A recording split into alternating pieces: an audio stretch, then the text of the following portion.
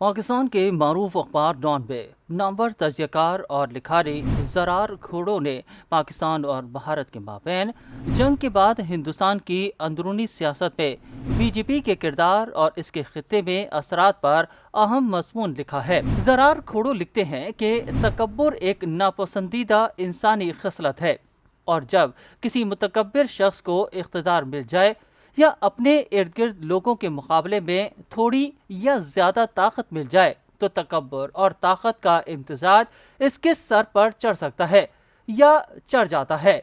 اس کے تعلقات متاثر ہوتے ہیں، خود شناسی کم ہو جاتی ہے، اور ایسا شخص خود کو بدل بھی نہیں سکتا کیونکہ اسے احساس ہی نہیں ہوتا کہ اصل مسئلہ کیا ہے۔ چند خیرخواہوں جو باقی رہ گئے ہیں کے مشوروں کو بھی نظر انداز کر دیا جاتا ہے یا انہیں حاسدین میں شمار کر لیا جاتا ہے۔ جب ناروا سلوک کا سامنا کرنے والے مظاہرے کرتے ہیں تو وہ اسے اپنے اقتدار کی طاقت سمجھ لیتا ہے، اور اس سے اس کے اندر کی برتری کے احساس کو مزید تقویت ملتی ہے۔ آخر میں ہوتا یہ ہے کہ جن لوگوں کو تکلیف پہنچ رہی ہوتی ہے وہ اکثر کسی ایسے مضبوط شخص کے ساتھ مل جاتے ہیں جو ظالم کا مقابلہ کرنے کی طاقت رکھتا ہو۔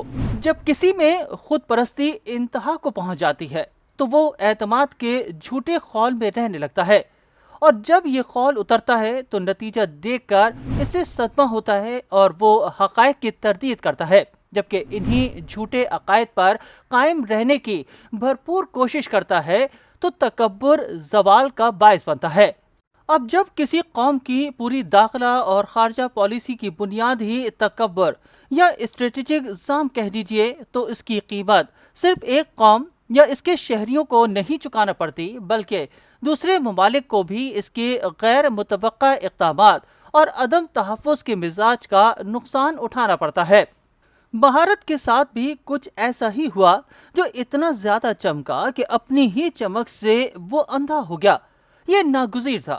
سابق وزیر اعظم منموہن سنگھ اور دیگر کی جانب سے رکھی گئی مضبوط بنیادوں کی بدولت بھارت کی معیشت نے تیزی سے ترقی تو کر دی اور اس کی عالمی ساکھ میں بھی بہتری آئی۔ اسی دوران امریکہ کو چین کی علاقائی اثر و رسوخ بڑھنے کی پالیسی کا مقابلہ کرنے کے لیے ایک اتحادی کی ضرورت تھی، تو بھارت مغرب کا اسٹریٹجک پارٹنر بن گیا۔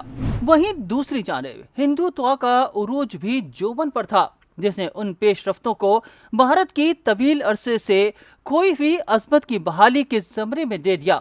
داخلی معاملے میں بھارتی بیانیہ بالادستی اور مظلومیت کا امتزاج تھا، جو جدید فاشزم کی عکاسی کرتا تھا۔ اس نقطہ نظر میں اندرونی دشمنوں کو کمزور اور بدعنوان عناصر دونوں کے طور پر دیکھا جاتا ہے، جبکہ انہیں اکثریت کے لیے خطرہ قرار دیا جاتا ہے۔ اس کے علاوہ اکثریت مضبوط اور عظیم ہے، لیکن وہ کسی نہ کسی طرح مسلسل حملے کی زد پہ ہے۔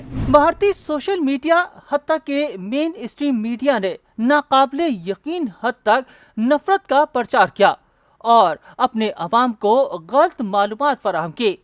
یہ گھٹیا لگتا ہے، لیکن شاید سیاسی مفادات یا عوام سے ووٹ جیتنے کے لیے انہیں اتنی زیادہ غلط معلومات دی گئیں، لیکن جب قیادت ہی ان پروپیگنڈے پر یقین کرنے لگے تو یہ ایک مسئلہ ہے۔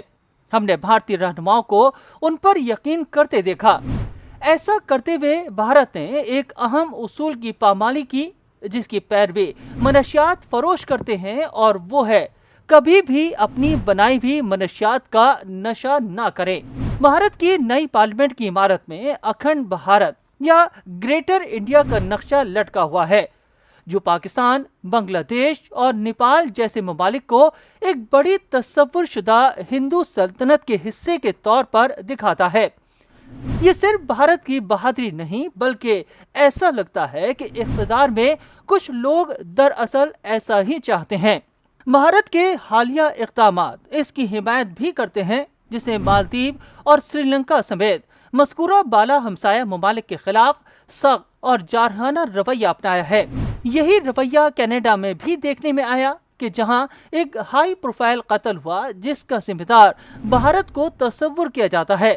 یہ قتل اس قدر بے ڈھنگے انداز میں کیا گیا کہ اس میں چھوڑے گئے واضح شواہد سیدھے نئی دہلی کی جانب اشارہ کرتے ہیں۔ اپنے اسی خواب کو پورا کرنے کے لیے بھارت نے پاکستان پر حملہ کرنے کا فیصلہ کیا، جو اس کے نزدیک اندرونی طور پر تقسیم کا شکار، معاشی طور پر کمزور اور سفارتی طور پر تنہائی کا شکار تھا۔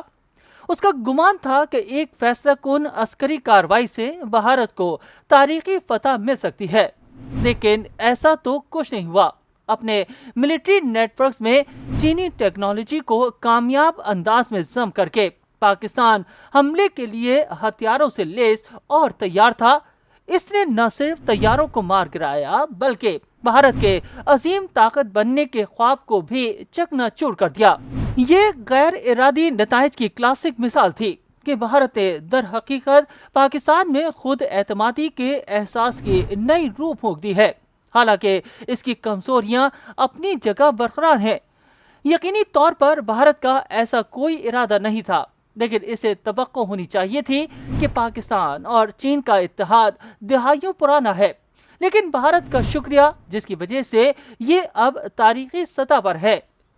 بھارتی لابنگ کی مرہون منت پاکستان کو امریکی اور مغربی ہتھیاروں تک آسان اور قابل اعتماد رسائی نہ مل سکی، جس کے نتیجے میں پاکستان نے چینی ہتھیاروں کا انتخاب کیا، جس کے نتائج دنیا کے سامنے ہیں۔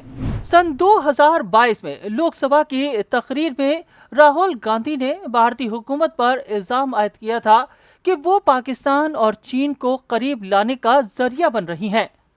سن 2025 میں اب ہم اس فہرست میں بنگلہ دیش کو بھی شامل کر سکتے ہیں۔ دلچسپ طور پر سوشل میڈیا نے عالمی سطح پر بھارت کے مقدمے کو مزید نقصان پہنچایا ہے، کیونکہ سوشل میڈیا پر بے قابو بھارتی جس طرح ہمسایہ ممالک پر تنقید کرتے تھے، بالکل اسی طرح اب وہ پاکستان کی حمایت کرنے پر اب آذربائیجان اور ترکیہ پر حملہ کر رہے ہیں، جس سے بھارت کی ساکھ مزید مجروح ہو رہی ہے۔